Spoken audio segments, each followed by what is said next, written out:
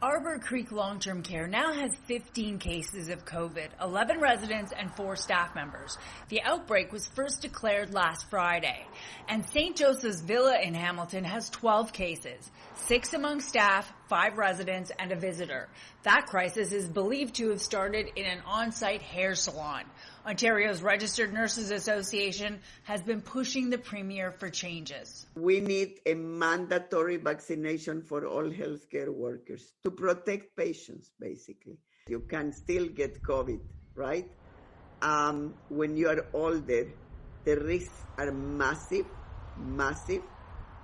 More of a reason why all staff need to be vaccinated, and not only all staff. If people come to do haircuts, they need to be vaccinated. It is bewildering to me, and frankly, just a sign of laziness by some of these providers to not do their due diligence and make sure that the people that they are bringing into their homes have been fully immunized. Earlier this month, long-term care advocate Vivian Stamatopoulos published information that the Burlington long-term care home Tansley Woods had only 52% of its staff fully vaccinated when it went into a COVID outbreak.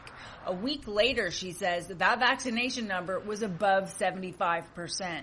So imagine what we could do if we actually made this information public on staff vaccination rates and actually put that pressure where it really should be on these providers to organize more mobile clinics to be sent to these facilities so we can get the numbers up. Because when you make it easy for these workers, they get the shot.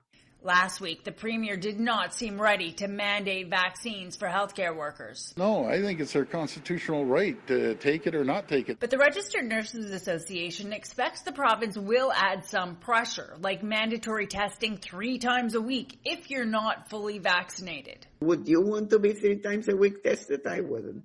So that will convince more people, but he will need to do something because no one is going away with this one. She says the problem is not so much hesitancy in healthcare workers, it's accessibility. PSWs in particular often work odd hours and more than one job. To simplify the process for people like that, Hamilton Public Health says you no longer need an appointment at its 3 mass vaccination clinics. Walk-ins are accepted for first and for second doses. Lisa Hepfner, CHCH News.